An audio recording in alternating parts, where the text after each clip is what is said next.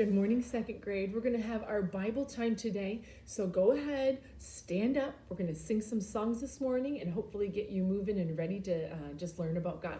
So let's start by singing Climb, Climb Up Sunshine Mountain. Climb, climb up Sunshine Mountain, heavenly breezes blow. Climb, climb up Sunshine Mountain, faces all aglow. Turn, turn from sin and sadness, look up to the sky. Climb, climb up Sunshine Mountain, you and I. And then let's go ahead and sing the joy of the Lord. The joy of the Lord is my strength. The joy of the Lord is my strength. The joy of the Lord is my strength. Oh, the joy of the Lord is my strength. He fills my heart with laughter, ha, ha, ha, ha, ha. He fills my heart with laughter, ho, ho, ho, ho, ho. He fills my heart with laughter, he. Oh, the joy of the Lord is my strength. And let's sing, who's the king of the jungle? Who's the king of the jungle? Who's the king of the sea? Bubble, bubble, bubble. Who's the king of the universe?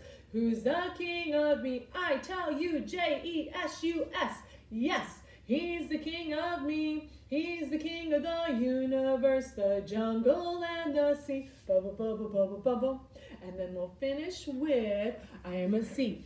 I am a C. I am a C-H, I am a C-H-R-I-S-T-I-N, and I have C-H-R-I-S-T in my H-E-A-R-T, and I will L-I-V-E-E-T-E-R-N-A-L-O-Y. I am a C, I am a C-H, I am a C-H-R-I-S-T-I-N, and I have C-H-R-I-S-T in my H-E-A-R-T, and I will L-I-V-E-E-T-E-R-N-A-L-O-Y. I am a C, I am a C-H, I am a C-H-R-I-S-T-I-N, I have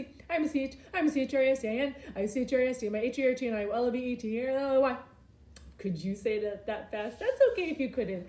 Well, in our Bible time today, the first thing that I want to talk about is our Bible verse. So let's go ahead and we're going to look at it. Remember, it's John 16:33, and that's that verse that we're going to claim for this month again.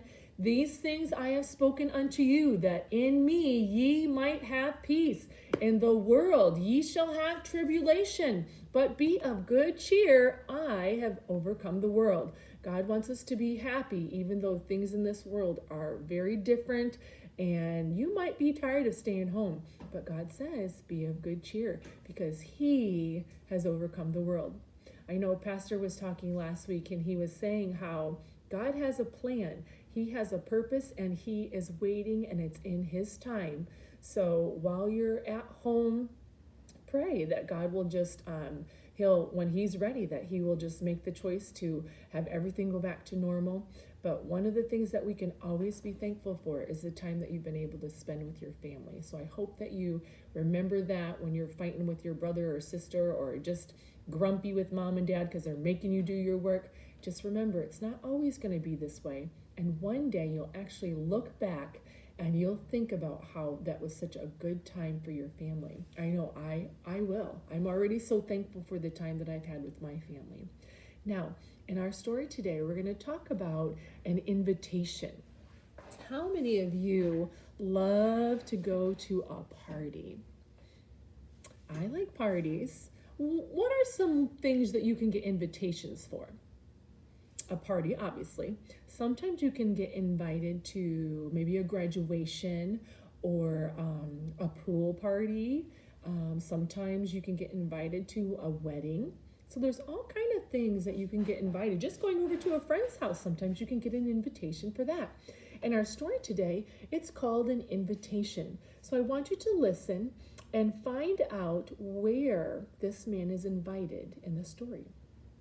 Once there was a poor man. He was a peasant. Now a peasant is a person, obviously, who was very poor. It was during Bible times. They didn't have a lot of money. They really probably didn't really have a job, so they tried to scrounge around and find food.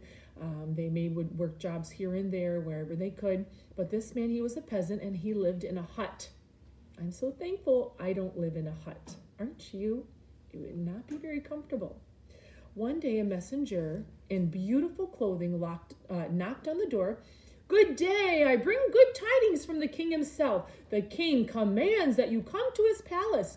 You may eat at his table for the rest of your days. Now the poor man, he wanted to leave his hut, but he hesitated.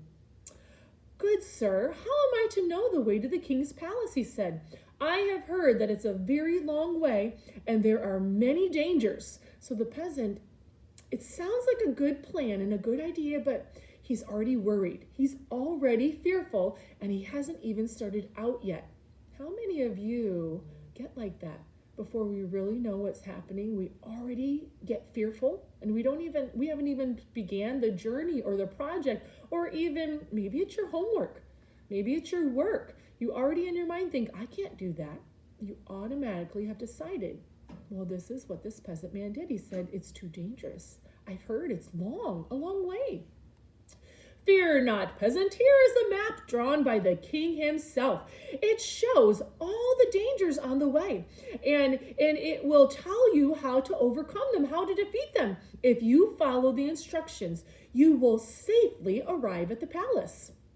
Isn't that a good plan? Now he has this map. It tells him where the dangers are. He's been told he doesn't have to fear because he knows what the dangers are and how to overcome them.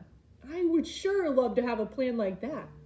So the peasant, he took that map and he thanked the messenger and he read the map. And he saw that it told about a huge palace, and the halls and the floors were made of pure gold.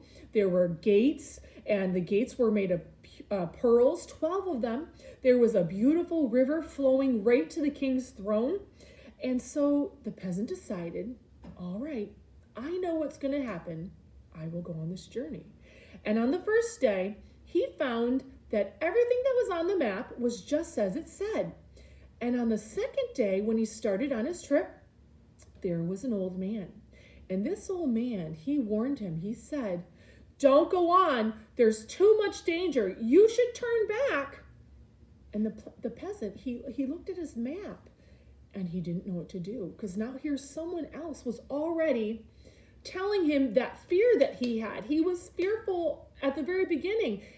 And even though the map told him where all the dangers were and how to defeat him, now someone else was whispering in his ear, it's too dangerous. And so finally he said, no, I'm not going to turn back. I haven't seen the danger. I'm going to listen to what the instructions say on the map. So he didn't listen to that man. He trusted what the map said and he moved on. Well, the next day, as he traveled, he met a man and he was riding a beautiful horse. And this man, he also told the peasant, turn back, turn back. Oh, there are fierce lions and there are bones all over the ground where all the travelers were. Oh, now this was something to be afraid of. The peasant, he was afraid of lions and bones and he didn't want to be eaten.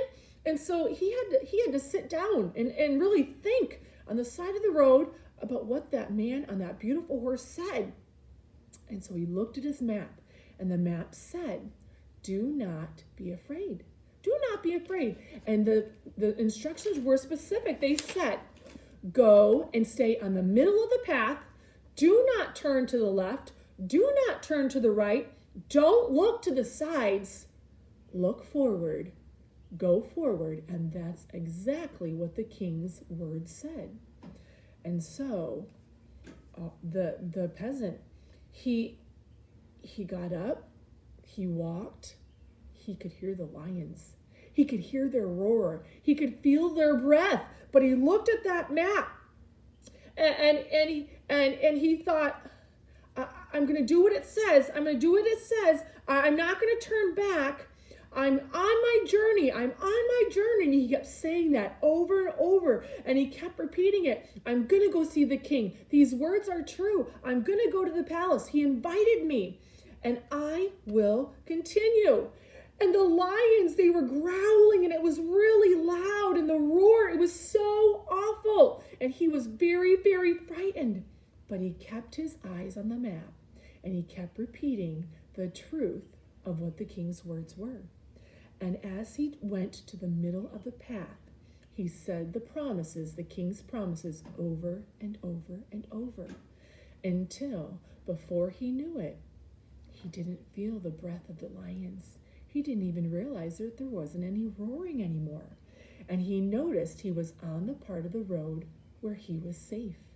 The scary narrow road was behind him. The lions were behind him. And the peasant praised the king. He knew that that king had protected him and that all the advice that he needed was right there on that map. And he realized the truth and he started to run. He started to run faster and faster because now his goal, he wanted to reach the king. He wanted to thank the king for all that he had done. And pretty soon, off in the midst, he could see the king's palace. And it was shining and there was so beautiful. And there were servants going in and out and they were singing these praises. And when the peasant got there, the door opened. And it was the king himself. Come in, come in. I am pleased that you believed me. Your table is set. Your room is prepared. Welcome home. Now, this story is actually an exciting story. It's called Pilgrim's Progress. And this is just a tiny, tiny little version of the story because in 3rd grade, you are going to read the full version. And it is so exciting. It has so many truths in it. But this story also reminds us of some truths that we can count on. Where can we look when we're afraid? We can look, did you say the Bible? The Bible has all kinds of truths that can help us when we're afraid. It talks about it all the time, and it tells our fears. And even in our Bible verse that we had talked about, it says God has overcome the world. So he's telling us not to be afraid. Now, who do you think that king was? The king was Jesus. And if you have Jesus in your heart, when we get to heaven, God's going to open that door for us. He has a house for us. He has a house with your name on it, your name on it. And you get to go and live there with God forever. Now, who in that story was like someone we know that tries to discourage us? Who do we know that every day tries to discourage us when we're feeling worried and afraid and whispers, little whispers in our ear that make us fearful? Satan was like those men in the story that said, turn back, go back. It's not safe.